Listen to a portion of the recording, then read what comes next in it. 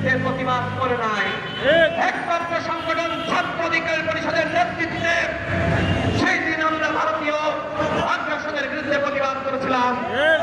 এরপরে স্বাধীনতার সুবর্ণ জয়ন্তী অনুষ্ঠান, সেখানে শেখ হাসিনা স্বৈরাচার আর এক স্বৈরাচার মোদীকে সেই অনুষ্ঠানের প্রধান অতিথি করেছিল।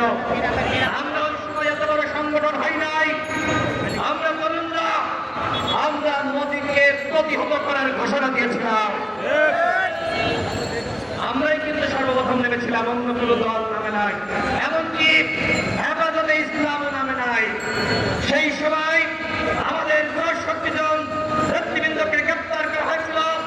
এই যুব অধিকার পরিষদের সাংগঠনিক সম্পাদক মুন্তাজুল সহ আমাদের নারী নেত্রী মায়া সহ অসংখ্য নেতৃবৃন্দকে গ্রেপ্তার করা হয়েছিল। ছাত্রনেতা রবিউল আলামী নাটিয়া সদর সহ আপনারা দেখেছেন এই শাহবাগ থানায় সেই এমপি কুখ্যাত হারুনের নেতৃত্বে তাদেরকে ঝুলিয়ে নির্মমভাবে নির্যাতন করা হয়েছিল।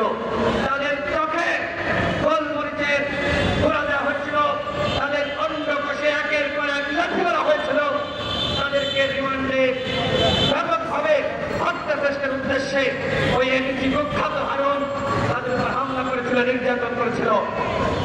এই গণ অধিকার পরিষদ আপনারা দেখেছেন আমাদের দল ঘোষণার পর থেকে আমরা ভারতীয় আধিপত্য এবং আগ্রাসনের বিরুদ্ধে অসংখ্য সমাবেশ এবং প্রতিবাদ করেছি।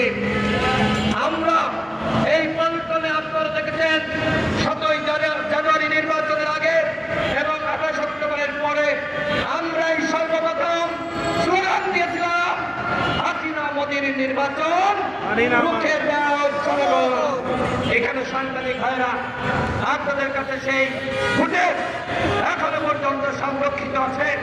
চ্যালেঞ্জ করে বলতে পারি এই স্লোগান বাংলাদেশের আর কোন সংগঠন আমাদের আগে দেয় নাই। হাসিনা মোদির নির্বাচন